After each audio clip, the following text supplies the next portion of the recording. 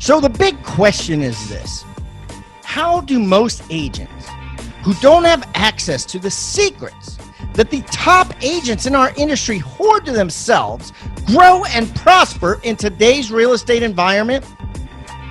That's the question. And this video podcast is the answer. I'm Pat Hiban, and welcome to Real Estate Rockstars. Rockstar Nation, thanks so much for listening. Don't forget to stay to the end, where our guests will be offering a free gift. As you know, all of our guests offer a free gift, and all of these gifts can be found on the Agent Success Toolbox. You could find that by going to hibandigital.com/toolbox, or simply texting the word toolbox to 444-999. That's toolbox to 444-999. I am going to put today's free gift in today's show notes, but if you want all of them, including gifts from most of our guests that have come on the show, just go to the Agent Success Toolbox.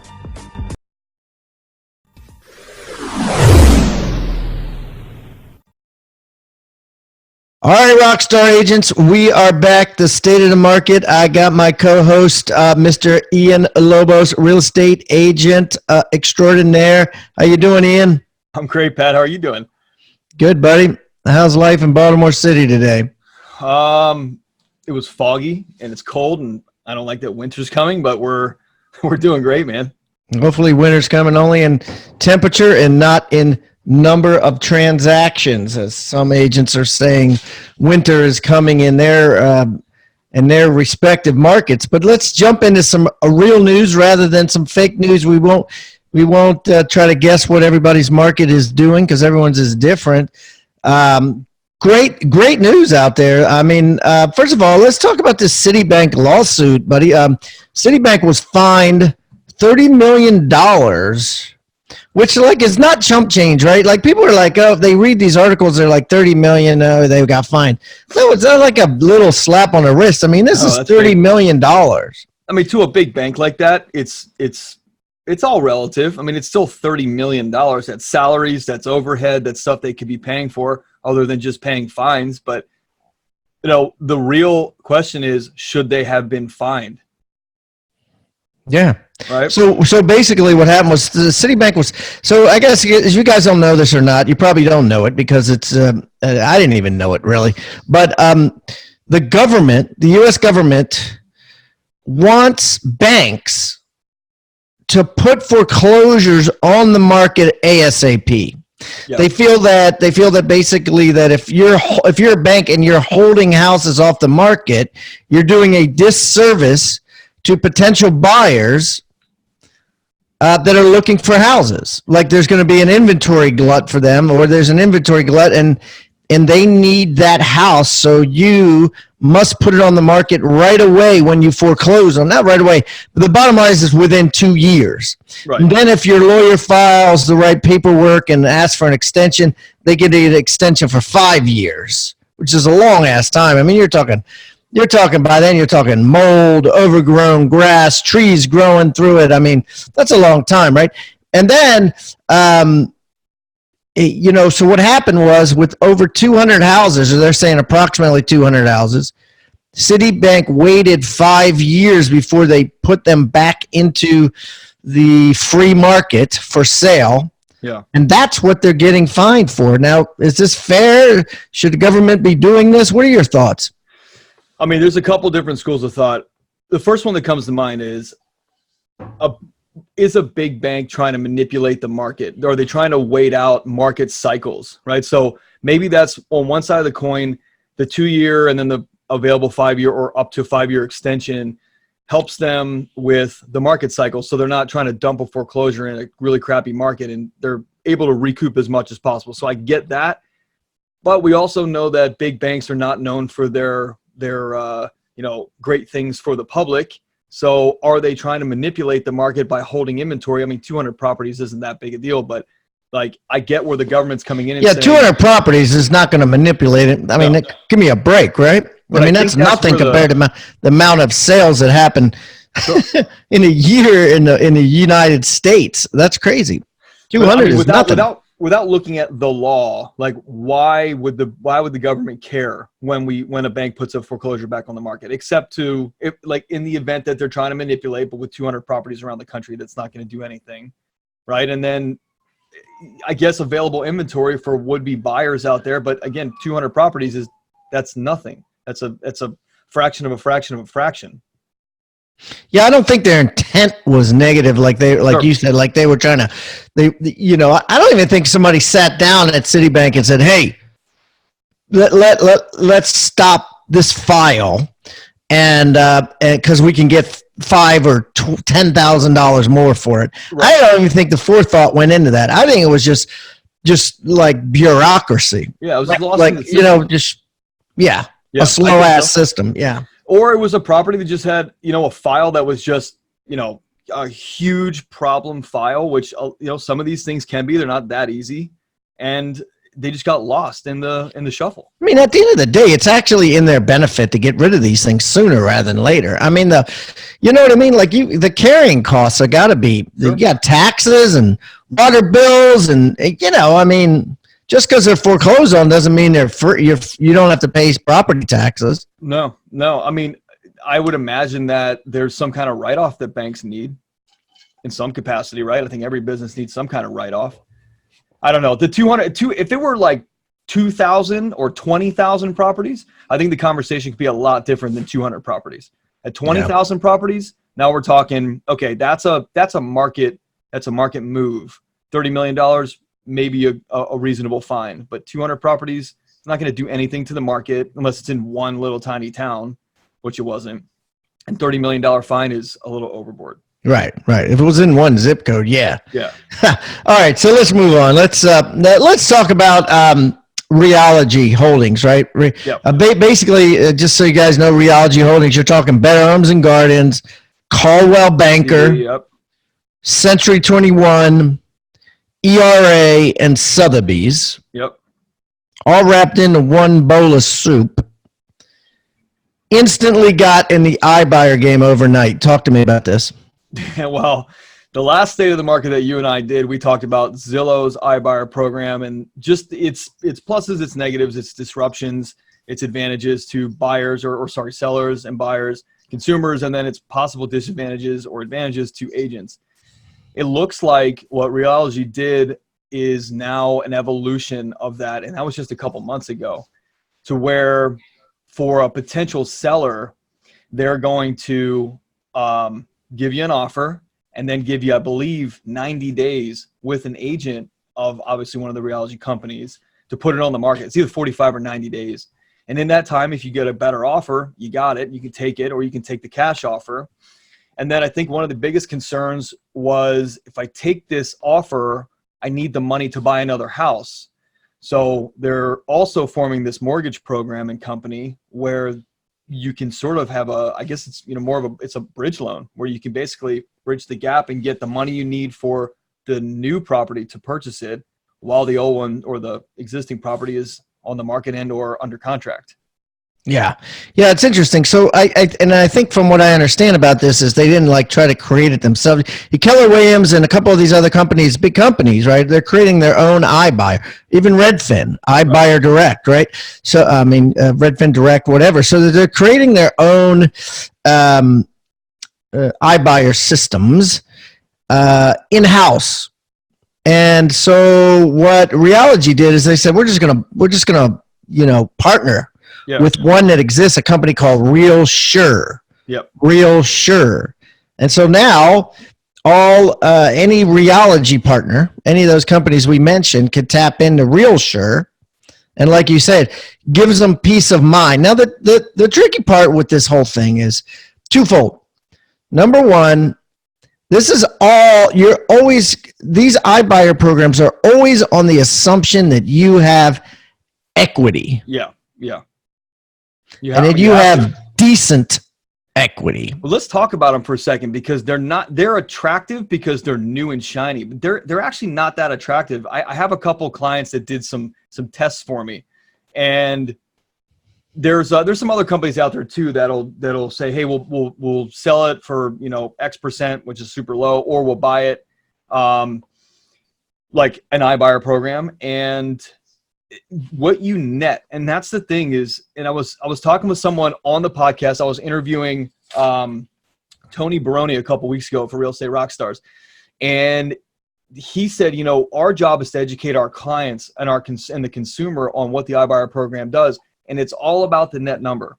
And when I ran these numbers, they were 10% off on a standard deal. Now, maybe there's a little more time on the market and a little more holding costs and things like that, and we don't know those variables for every single person. But if you take an average commission and average closing costs, recordation costs, things like that, and then you look at some of these iBuyer programs, the costs associated are way higher than if you put it on the market and had an agent, especially for a house that has equity that's in decent shape. The costs associated for the iBuyer? Yeah. So just their fees.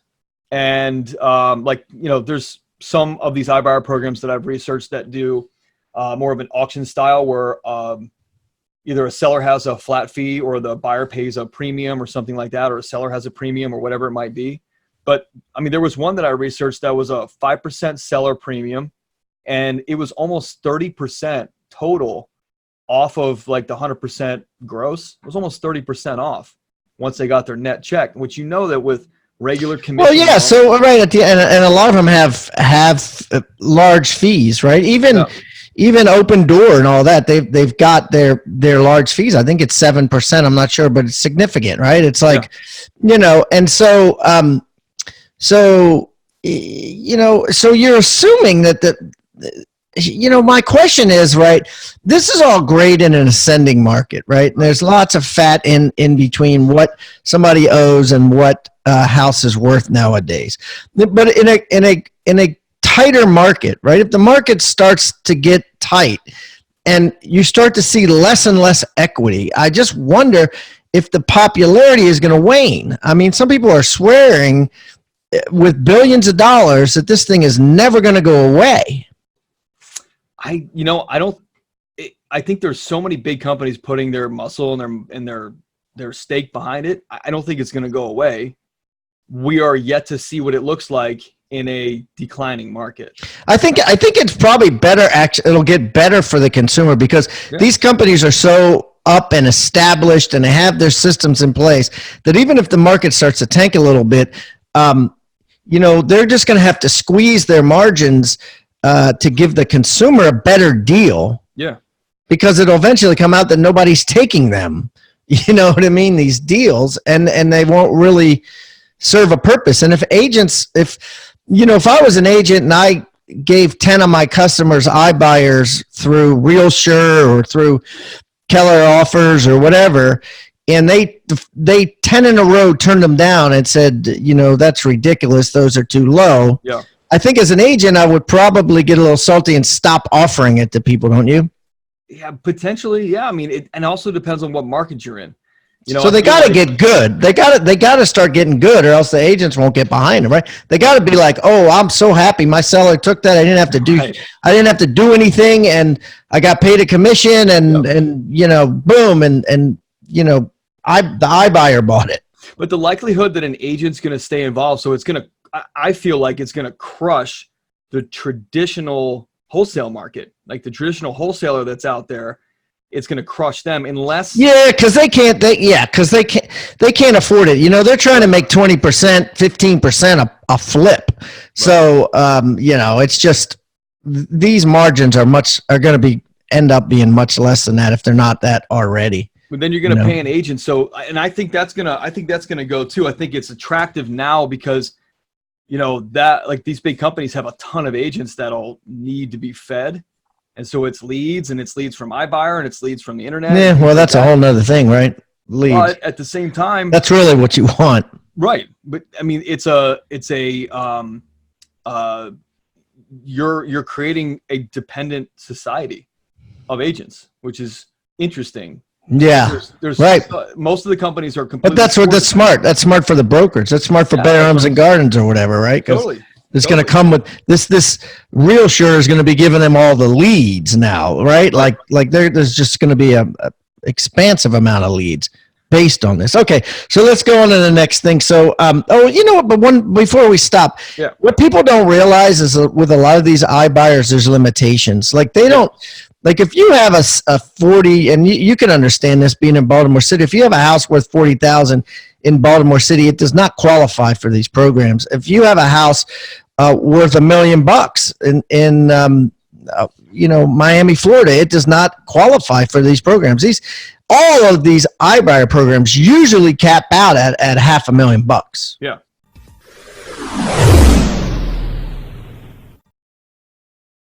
TribeOfMillionaires.com. Guys, write that down. Rockstar Nation got a free special offer for you. Now, I've just written a book, and it's just been published. Co-authored it with David Osborne, who's been on this show multiple times. If you don't know David, he is one of the top execs at Keller Williams Real Estate, was personally mentored for the last 2 decades by Gary Keller himself, and he's in all kinds of businesses. His bio and explanation and everything is in this book. But anyways, David and I got together. We decided to write a book. We called it Tribe of Millionaires. And I guarantee you it's going to change your life. To find out more, just go to tribeofmillionaires.com. We're going to give it to you absolutely free. Only thing we ask in return is, of course, number one, you pay the shipping. Not a big deal. But number two, that you go on Amazon and write us a review. We're really looking to get an incredible amount of reviews. And because of that, we're giving this book away for free. Go to tribeofmillionaires.com today. It's Team-tober here at Rebus University, and we're running a special for Real Estate Rockstar Nation. This special is going to save you 90% on your team's real estate training. And the cool thing is, as a team leader, you don't got to do nothing. Just put your team to work on this incredible training.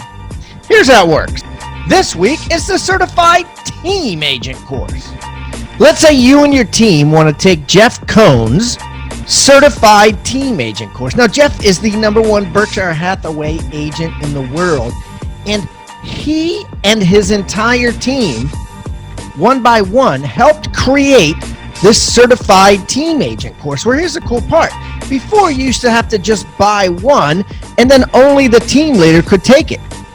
Now, with Team-tober, you could buy one Certified Team Agent course, and you get 9 others for free. That means basically every member of your team could take it and learn to emulate what Jeff's team does.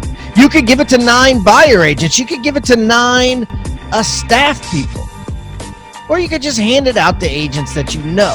The bottom line is you buy one, you get 9 free. That's close to 90% off. It is 90% off. All you got to do is go to hibandigital.com/teams. This offer is only valid for this week only. Next week will be another course.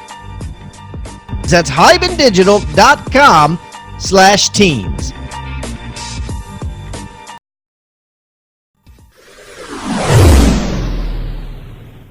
Yeah, they go like 100 to 500. That is it. Right. And you've got to have a certain amount of equity, and you have to be in a certain zip. And yeah, there's a lot of stipulations for them. So it's not the end all be all. It's not going to take over the whole entire nation.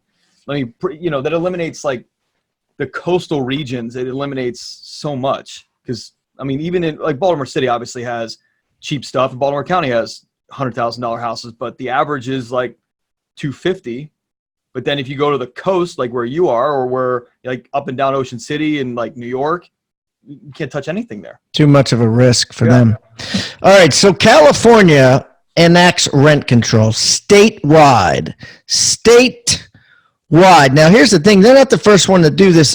Oregon did it back in March. So this is the second state to initiate rent control. And what this means, basically, if you have a tenant in a property, you cannot jack up their rent more than 5% plus inflation, whatever that number happens to be. So, per year. Which if you think about it is not that, in my mind as a landlord, at 5%, that's about what you do anyways, right?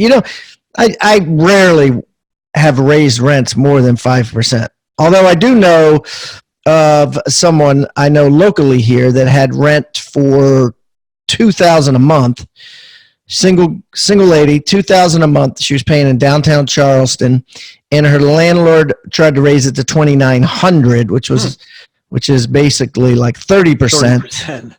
30%. And she moved out, and she had to move to another area. And I just saw her yesterday, and she was upset that she had to move out of the city.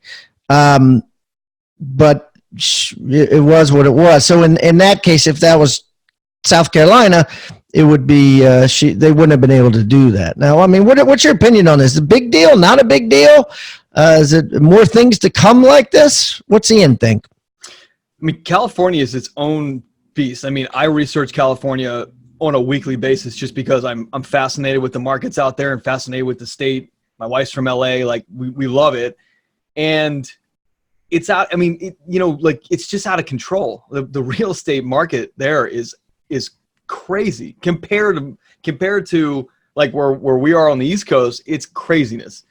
So like you have to have rent control. I mean, the average house out there is in most of LA, let's say, is like $1 million, because you've got 50 and 80 and $100 million properties. So when you get to renting, I mean, I've seen stuff like where my wife grew up on the coast.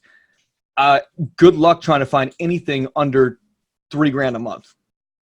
I mean, you might find a studio apartment. You might find something that's like 500-600 square feet, but you're pretty much like New York. You know what I mean? Now, if you get farther away from the water, it gets a little better, but still, I mean, if you look at some of the like inland areas, your average price is still $500,000-600,000. So the average rent that person has to get with, let's say, a 4 or 5% mortgage, I mean, they've got to get a couple $1,000 just to cover more or less CapEx and whatever. So I think with prices on like a roller coaster incline in California, specifically like in LA, in San Francisco, Silicon Valley, you have to control it somehow, because these things are going to get. Yeah. I don't think it's that big a deal really. Because, here's the thing. And I think I mentioned this a while back before, but where I would be more concerned with any sort of rent control is where the government then tries to determine what the market is. Like with this, it's just the intent of, kicking out people, right? Forcing people out and that sort of thing. And I get it. Okay. But the city of College Park, Maryland tried to do rent control on me actually about 15 years ago. And our landlord association actually fought it and won.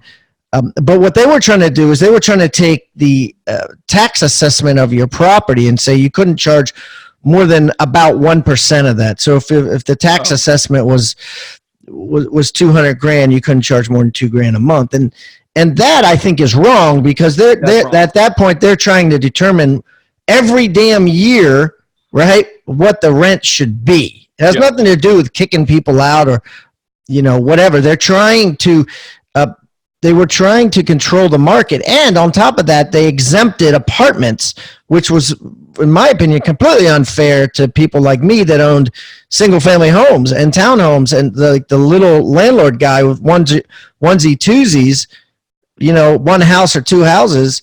If my rent was going to be controlled, then the apartment should be too, and the dorms should be controlled if that was the fact. So yeah, so I don't think and that's why it blew up. I think it's about, like, especially in a state like California, I think it's about the average person. At a certain point, there's a law of diminishing, and like there's only so far they can go. Like they can't continue to pay $2,500, then $3,000, then $3,500, then $4,000. Like they can't do that over like 10 years, let's say. So I think it's not that they're trying to kick people out. It's that the opportunity for people that are in like the average income bracket, they get forced out, because if you don't control it, especially in LA, the average person just cannot afford to pay the average rent. You know what I mean? Or they're struggling, and then it forces them into a voucher program or a government assistance program or something like that. I know some people out there that are like, they're in LA and they're scraping by, and so this protects people like that. Now, when you're talking like if you have a house on the water in Malibu, does it need rent control? No. Because that's a I think at the end of the day, it's just going to slow it down. It's not going to stop it, because it'll just slow it down. But you're always going to have rent's always going to go up. Yeah. You know what I mean? 100%. It's always going to go up. And once the house, see, here's the thing, like the way it's written, I believe, is that if you sell the house, let's say I sold it to you and you bought it, well, then you could charge whatever the hell you want on the first tenant you get. Sure. You know what I mean? You just can't raise it more than 5% plus inflation. So you're really not controlling the rent. The free market is going to control rent. I mean, if you keep a house forever and the tenant stays forever, yeah, it's controlling that rent. Right. But so long as there's units transacting back and forth, the rent is going to continue to go up. The market, I guess, controls the rent. I mean, you're not gonna rent for $1,000 more than your neighbor if you have the same house. You know what I mean? This is not gonna happen. So the market controls the rent to a certain extent, unless you're in a market like LA Coastal, where your next door neighbor could have a $50,000 a month rental, and you're at $8,000 a month. Like that's very specific. So no, I totally agree. You can literally reset, and I didn't see anything in that article, or I didn't research anything that I found that said you have to stick with the same if you transfer the property sale wise or ownership wise. So yeah, I think it's a cool thing. It'll slow it down, but it won't stop it. Yeah. All right, so let's talk about coming soon, because this is this has been brought up before, and it seems like a lot of companies are doing it more and more, and it's important that we talk about this and talk about the difference between some of these portals, which are shared listings amongst agents at a company before they hit MLS, and the difference between that and actually putting houses out there that just say coming soon, but the only way you could buy it is if you buy it through me. So let me tell you where this comes from. Compass Real Estate is coming out with something, and this is a great marketing name, Compass Coming Soon. Yeah. I think it's actually smart, right? Because it's nothing so people don't know what the hell is that, right? Compass Coming Soon. Okay, so basically they came out with this in New York, and there is the real estate board. It's called REBNY, Real Estate Board New York, right? Is pissed. Right? They have stated to several different reporters that they have a policy that says you're not allowed to do this. You're not allowed to have a coming soon that's not in the MLS, that you're not sharing with realtors. And by the way, this is on this will be on the Compass website, right? So it's out there. And they have said, we are going to, and this is a quote, defend our policies vigorously. Talk to me about this. I mean, the first thing that I thought when I was looking at this was maybe the policies need to change. You know, marketing's changing almost every quarter with the internet and with social media.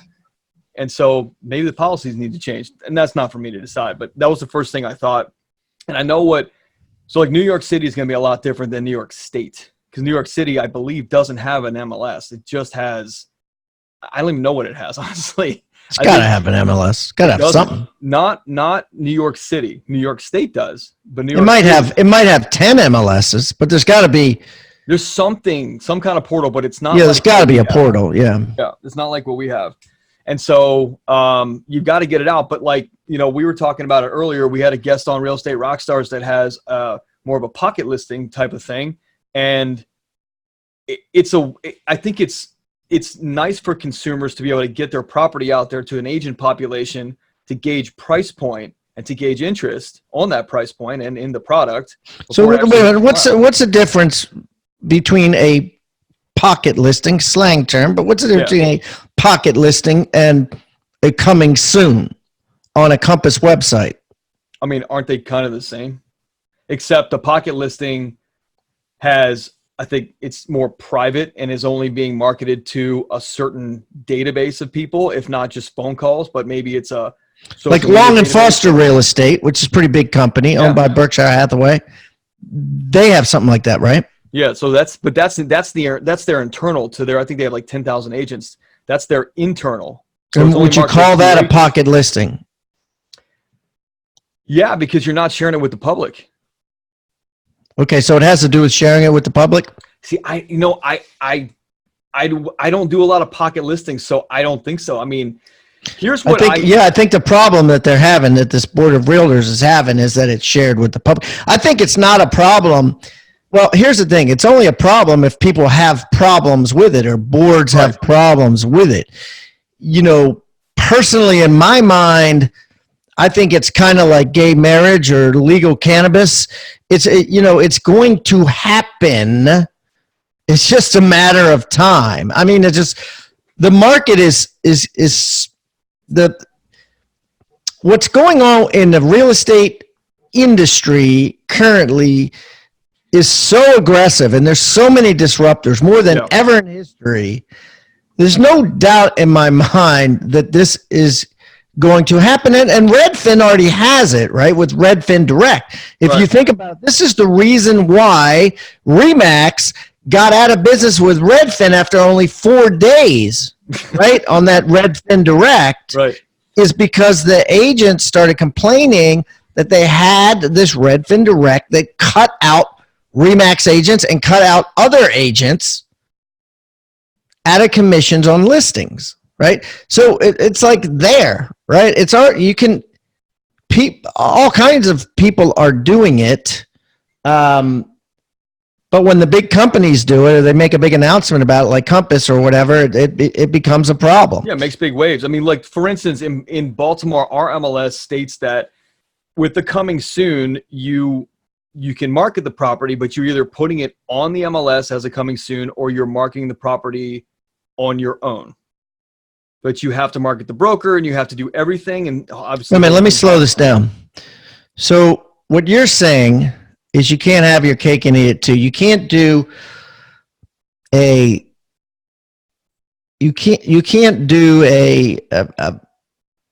coming soon and then put it in the MLS. No, you can. Yeah, you can. You can put it in the MLS as a coming soon. As a coming soon. So, but and when you do that, it says if you sell this, you'll make a commission. Well, yeah, because it's going out to the general public, so it's on Zillow's site, on Redfin's site, on those public portals. And I think it all has to do with the public. So then you have the pocket listings, which really go out to even pocket listings can still go out to a database of the public, but like Long and Foster's is a database of agents. Redfin's is both. The coming soon on an MLS is going out to the public and to agents. I mean, I think if you market the property, this is something that needs to continue to unfold. But let's. And here's the funny thing is, like in the commercial brokerage world, like let's say there's a strip on a busy road, and it's zone commercial, and they're clearly going to sell it commercial. Yeah. And a commercial broker goes and puts one of the big wooden signs up that says Fred Sanford Real Estate. Yeah. And you call that and you say, hey, this is Ian Lobas. I'm an agent, and I want to know if you could show it. There's absolutely nothing wrong with that agent tell them to call me direct because I am not cooperating with other agents. Right? Yeah, that's the commercial world. Nothing you can do about that. That is how the business is run. It's not how it's always run. Obviously, it depends on the market. Yeah. But you do not have to obey any masters with regards to not cooperating as a commercial broker. Right.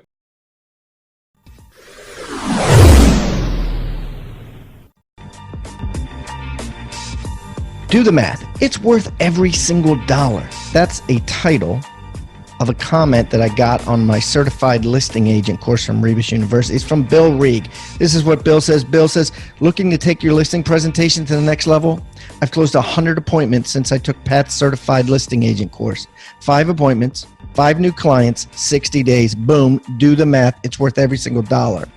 Thanks, Bill. But listen, guys, I am offering this to you if you haven't already taken it, because so many brokers and teams make their agents take it before they do a single listing appointment. But if you haven't taken it, you can go to rebusuniversity.com and get it now. Now, here's the thing. For 30 days, what I'm going to do is I'm going to give you that course. I'm going to give you the buyer agent course, which teaches you how to close every single serious buyer that calls on the phone or emails.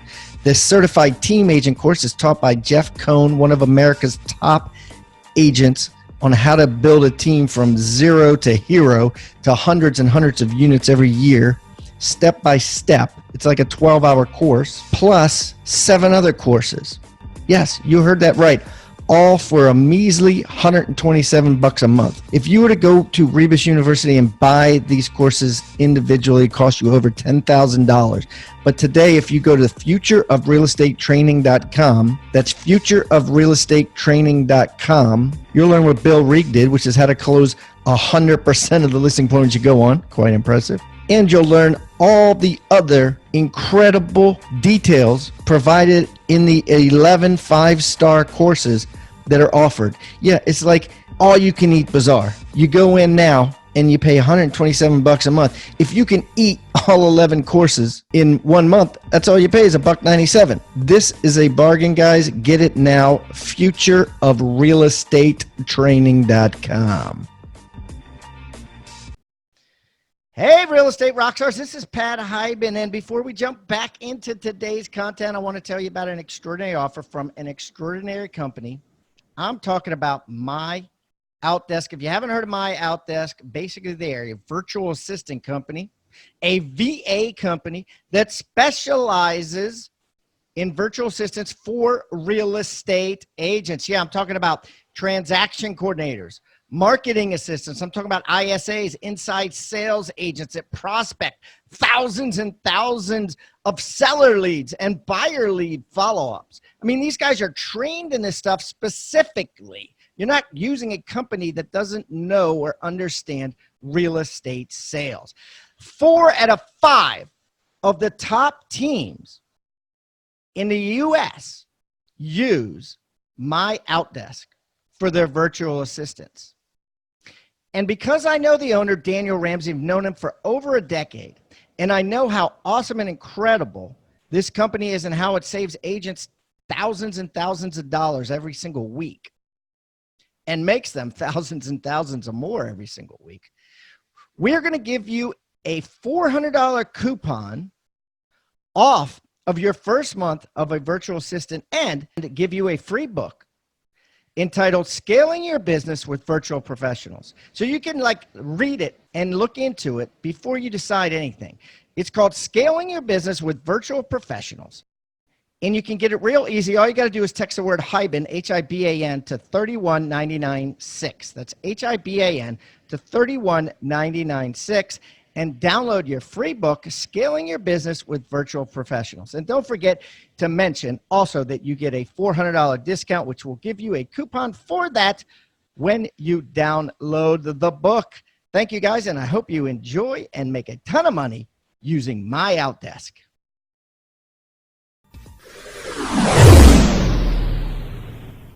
Let's just talk about what the coming soon is for. The base level or the foundational level is helping to market your client's home or the general public's property, residential property, without getting days on market counting against you, right? You're getting it out there quickly, and you're getting it out there maybe before it's ready so that you can start to ramp up interest, whether it's from the general public or the agents or both, so that when it hits the market officially and it's open for business, like you can actually go in, because with our MLS, you can't show the property.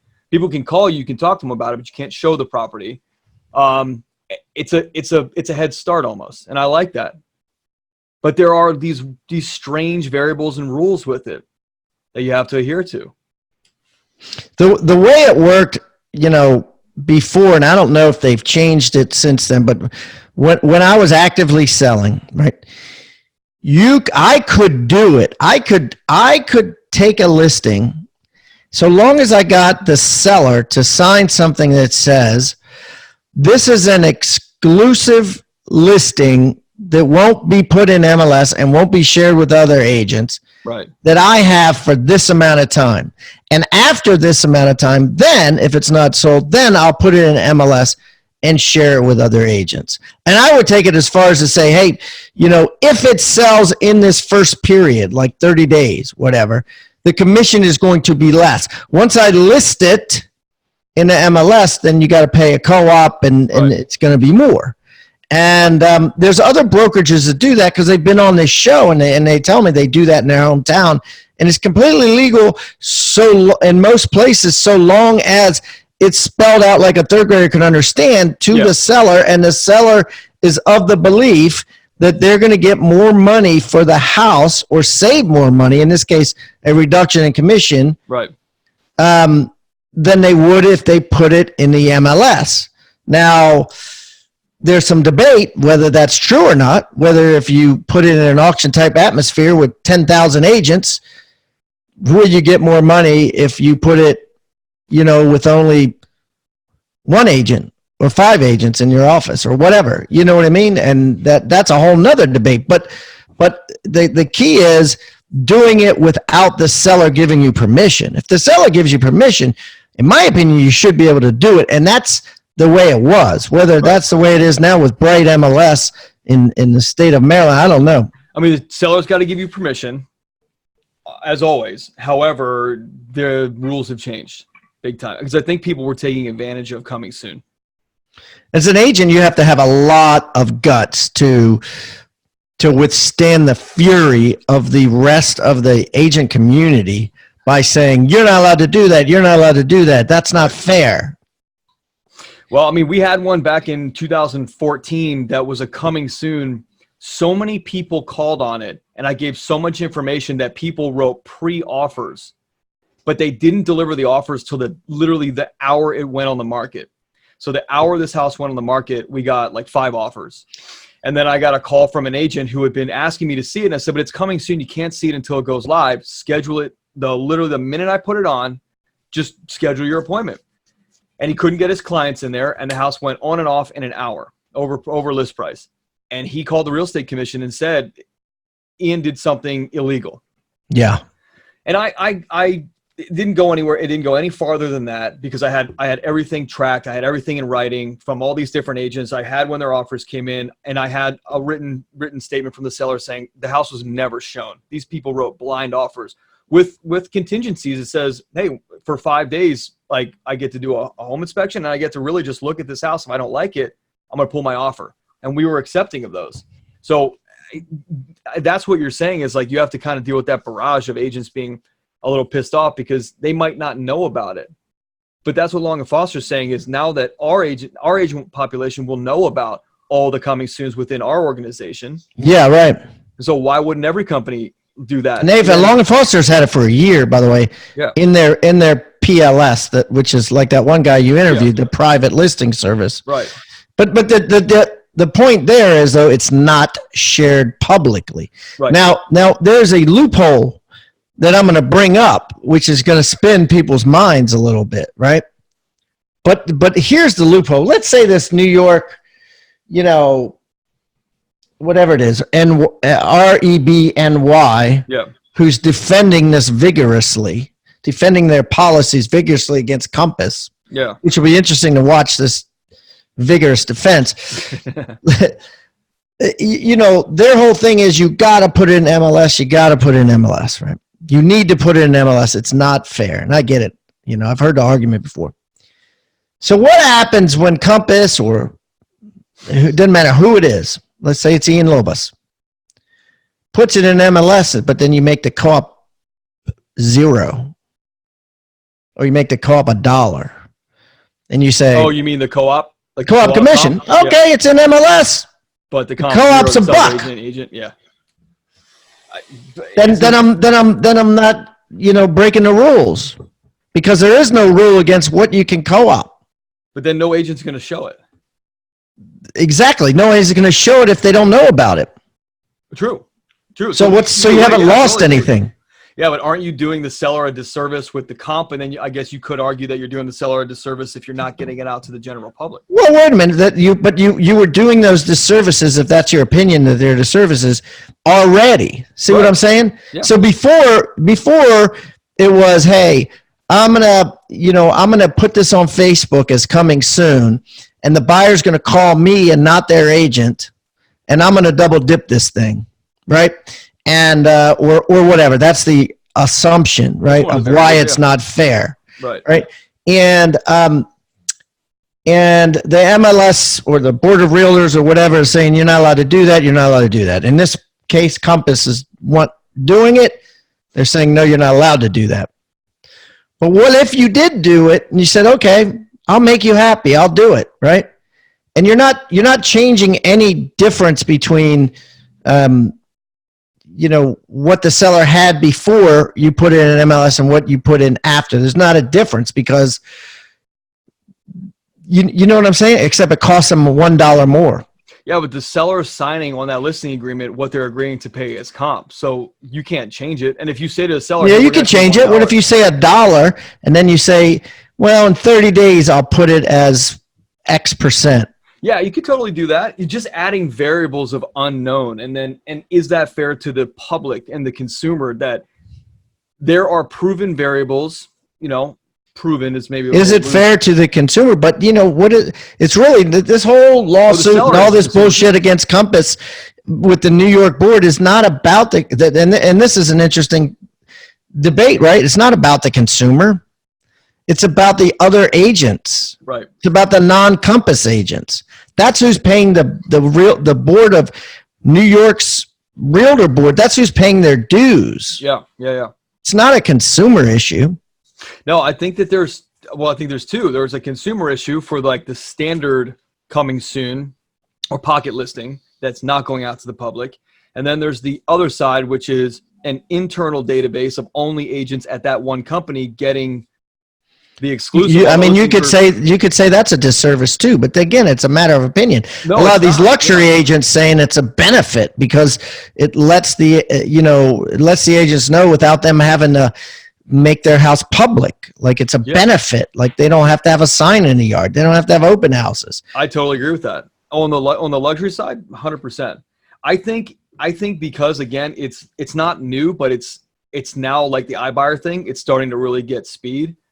I think that we're going to see a lot of changes in the state legislation of whatever the rules are, they're going to change when it comes to pocket listing, private listing, internal listing, coming soon, that kind of thing, except for the standard, like it's active on the market and every person available to the internet can see this thing. And well, if you're going to do it for the residential realtors, then you need to do it for the commercial realtors. If you're going to make the residential realtors obey by something, then the commercial realtors should do the same because there's no governing body for commercial, is there? Like a real estate commission. There's no governing body. And that's probably why. But again, going back to what happens if you just call up $1. You say, okay, hey, hope you're happy now.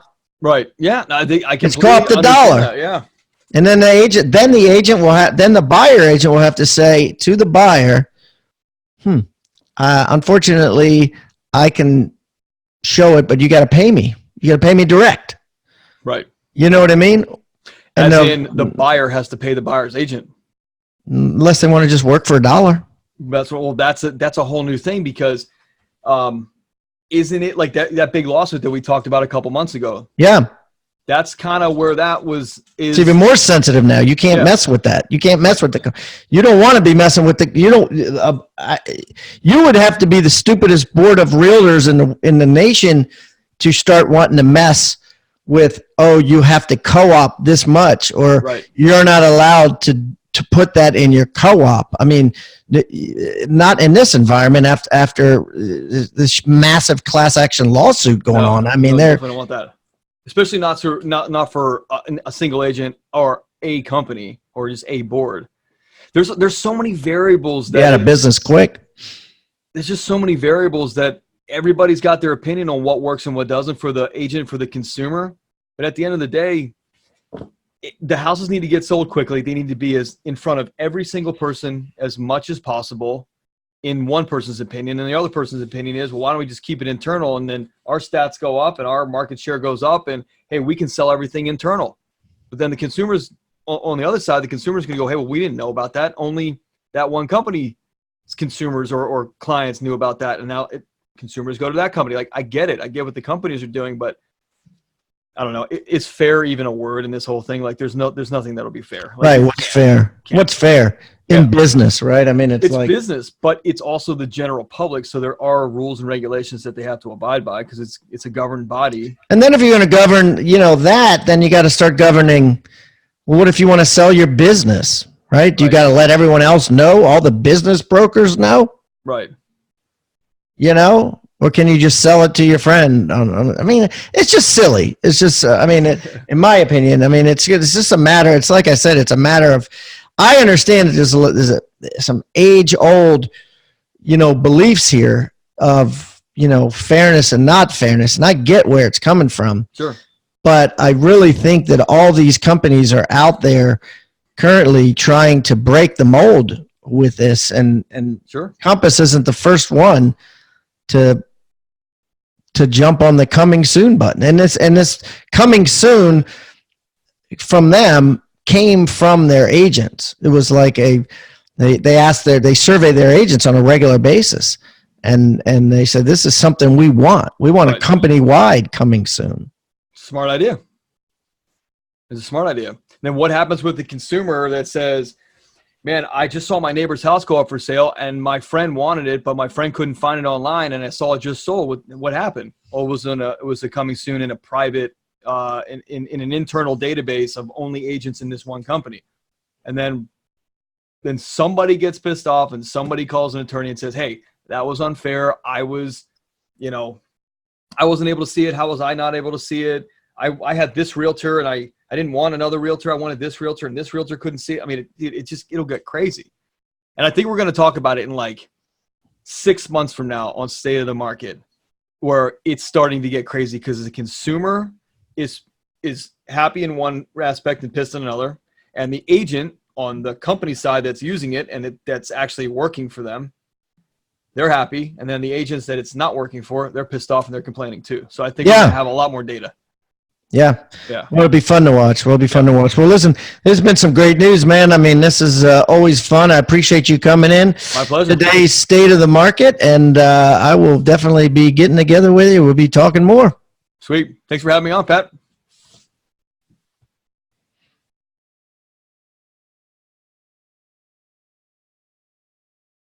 I want you to think about the word toolbox. What is a toolbox? A toolbox is a box full of tools that you use to build something great. At Real Estate Rockstars, we've created our own free toolbox. So everybody that comes on the show as a guest brings a tool with them, and we plow them all into this toolbox, and we give it away for our viewing audience to basically use as they wish. Everything we put in there is an actionable item that can be downloaded, can be printed, can be used immediately. And we got things like scripts and dialogues, checklists for teams, checklists to keep agents accountable, referral forms that are filled out at settlement to get referrals by your buyers and sellers. Everything you could think of that you could use on a regular basis about real estate is included in this toolbox. And it's helping agents worldwide sell more houses and make their jobs a lot easier and processes much more efficient. And the thing is, it's absolutely free. All you got to do is go to hibandigital.com/toolbox or text the word toolbox to 444-999. That's toolbox 444-999.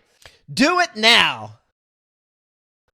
Rockstar Nation, thank you for listening to Real Estate Rockstars. Listen, I need a favor. If you find this free content helpful, if you find our downloadable items from each guest helpful, please, I need you to pull out your pointing finger. Yes, the one finger that points at people, and hit subscribe. Yes, subscribe. The more subscribers we get, the better we look in the ratings, and the easier it is to get guests like Robert Kiyosaki, Barbara Corcoran, all the players that are on $1 million listing in the different cities. All that stuff makes it easier the more subscribers we get, so please subscribe. And listen, there's a lot of places you can leave comments. There's a lot of places you can like. We're on Facebook. We have an Instagram page. Instagram page is I am Pat Hiban. The Facebook is Real Estate Rockstars Radio. Feel free to leave us comments there.